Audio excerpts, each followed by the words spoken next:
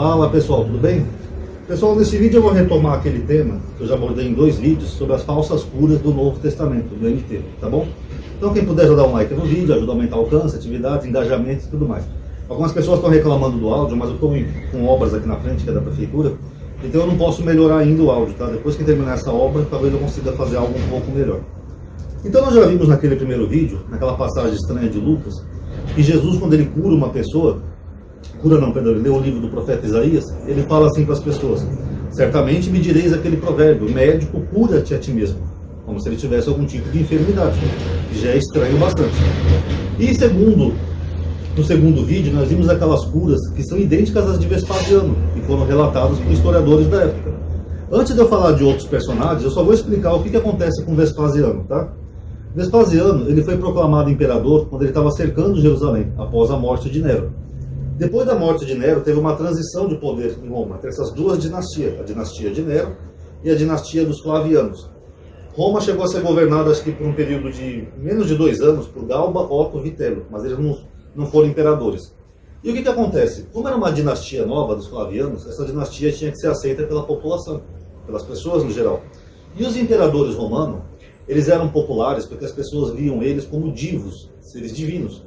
Tanto que vários imperadores, depois de mortos, eles eram proclamados Deus pelo Senado romano. Eles eram deificados.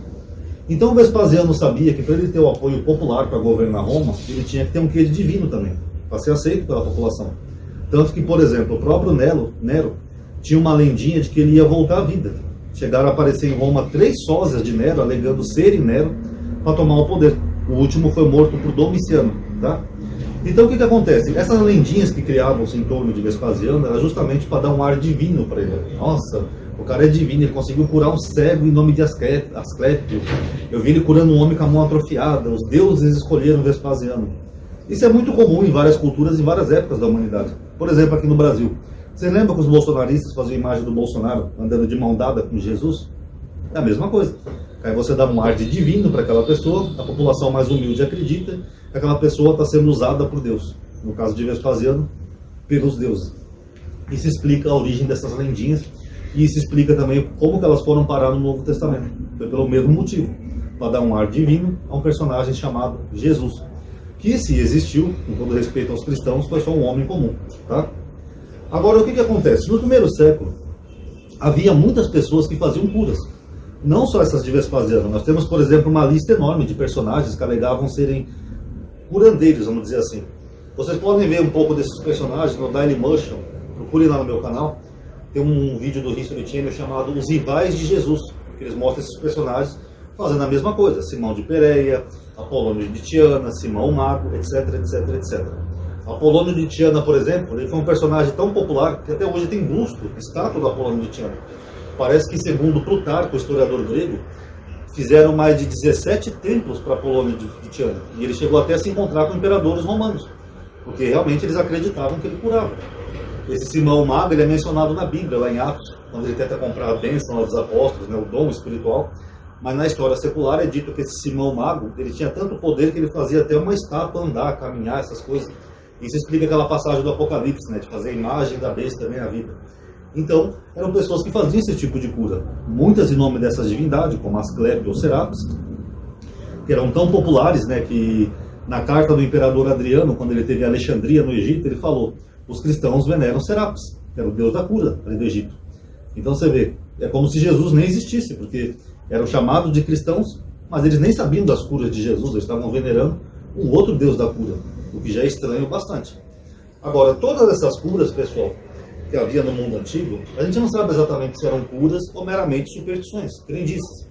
Porque o Egito era uma terra de muitas artes mágicas, segundo a própria Bíblia, inclusive.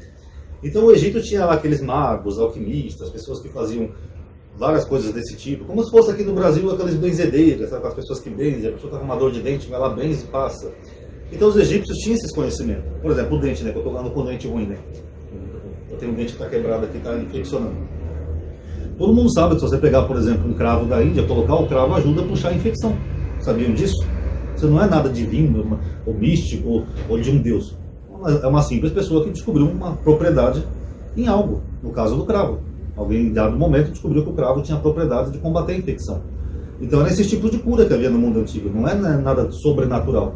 Só as de Vespasiano, e mesmo assim, ali a gente sabe que é uma lendinha. Mas você não vê nada assim de sobrenatural, como por exemplo um cego voltando a ver, um aleijado voltando a andar, ou uma pessoa que teve uma mão amputada, a mão nascer de novo. Isso aí não existe. Eram curas parecidas com as das igrejas hoje. A pessoa vai lá às vezes com uma pressão alta, aí a pessoa se sente bem, a pressão estabiliza, a pessoa acha que foi curada. Isso não é nada de sobrenatural, isso pode acontecer em qualquer ambiente, até num cinema, num teatro, numa lanchonete. Então era esse tipo de cura que a gente vê relatos nos primeiros séculos, curas de coisas bobas. Ah, eu estou com uma dor de cabeça, uma enxaqueca terrível, a pessoa vai lá, o curandeiro, por conhecer alguma propriedade de algum elemento, sei lá, ele vai lá, faz um negócio, a pessoa se sente melhor. Não é nada tão sobrenatural assim. Tanto que uma das primeiras curas que a gente vê no Novo Testamento de Jesus é da sogra de Pedro. Ela estava com um tipo de febre, Jesus vai lá, coloca a mão nela, ela se cura.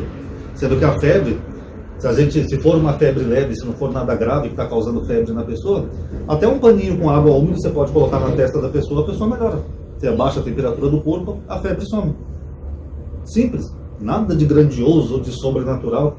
Isso, infelizmente, a gente não vê. É que nem as igrejas evangélicas aqui no Brasil. Você só vê curas desse tipo. A pessoa estava com uma enxaqueca, a pessoa estava com mal-estar, a pessoa estava com depressão.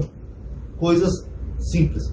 Que o próprio psicológico, através do efeito placebo, pode curar. Tá? Ou nocebo. Eu sempre confundo esses dois aí. Tá? Mas, resumindo, eu vou ler agora aqui para vocês mais uma passagem de Mateus, capítulo 14. Vamos chegar a um ponto interessante. Segundo a Bíblia, Jesus fazia muitas curas e milagres, como a sogra de Pedro. Coisa simples, a Bíblia não especifica quais tipos de cura era. Mas baseado nesses outros personagens contemporâneos e até rivais dele, a gente pode entender que era a mesma coisa. Curas de doenças não tão sérias. Tá? Agora aqui em Marcos 14 diz assim, ó.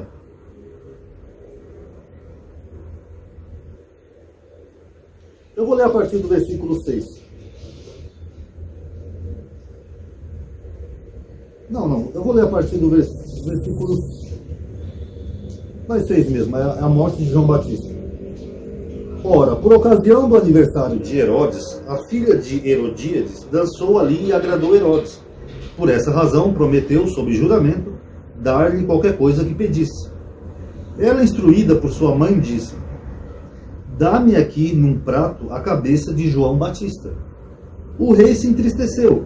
Entretanto, por causa do seu juramento e dos convivas presentes, ordenou que lhe dessem, e mandou decapitar João Batista no cárcere. A cabeça foi trazida num prato e entregue à moça, que levou a sua mãe. Vieram então os discípulos de João, pegaram o seu corpo e o sepultaram. Em seguida foram anunciar o ocorrido a Jesus. Então o que está acontecendo aqui? João Batista foi decapitado, isso é confirmado pela história secular, por Flávio José, e aí os discípulos dele vão lá e pegam o corpo dele para sepultar.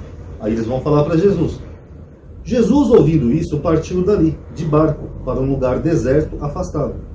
Assim que as multidões o souberam, vieram de cidade, seguindo a pé. Pronto. Fica a pergunta, por que Jesus não ressuscitou João Batista?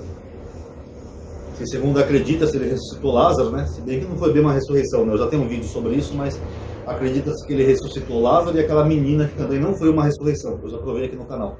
Aquela menina só estava doente. E o caso de Lázaro, eu tenho um vídeo aqui onde eu explico, tá? Então por que Jesus não ressuscitou João Batista? Ele não era um Deus, uma divindade, ele não podia fazer coisas sobrenaturais?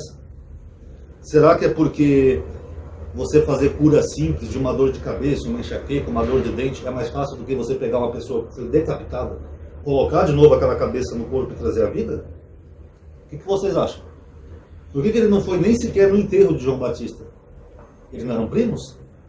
Ele não podia ter ido lá, consolado a tia dele chamada Isabel, o tio dele chamado Zacarias? Ô tia, desculpa, meus pêsames, ele vai estar no céu lá comigo, não esquenta a cabeça não. Meu pai vai preparar um lugar para João Batista. Por que ele nem sequer foi no enterro de João Batista? Vocês estão entendendo? Porque o Sabino já falou disso no vídeo também, tá, pessoal?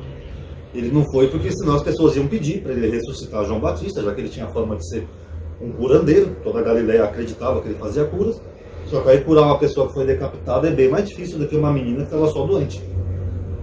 Vocês estão entendendo? Só aí a gente vê que não é real. Porque se fosse realmente verdade, era muito simples. Ele tinha ido lá e falado, não, João, ele é meu antecessor, eu vou ressuscitá-lo. Não foi nem no enterro. Porque ele sabia que as multidões iam pedir isso para ele ali. E aí, como é que fica? Então, meio difícil, né, acreditar nessas curas, né? O mesmo vale para as outras divindades, como Asclépio, Serapis, etc. O próprio Apolônio de Tiana. Curar pessoas de doencinhas banais, doencinhas que não são graves, isso é mais antigo do que andar para frente na humanidade. Sempre houveram magos, curandeiros, terapeutas, essas coisas sempre houveram. Inclusive esses cristãos do Egito, eles eram chamados de cristãos terapeutas, tá? Eu não sei se tem uma ligação com a palavra terapia em português, uma hora eu vou dar uma pesquisada sobre isso. Mas é que me veio na mente agora o nome terapeutas. Mas enfim, curar de coisas banais, isso sempre houve na história da humanidade. As igrejas evangélicas aí tem um monte de curas assim. Agora, curar alguém que foi deceptado e trazer de volta à vida, aí já é mais difícil. Tá aí mais uma provinha, tá bom? Tá aí, pessoal. Quem gostou do vídeo, dá um like aí, isso vai ajudar a aumentar o alcance da atividade, tá bom? Comente o que vocês acharam. Obrigado aí por ter assistido. Paz a todos.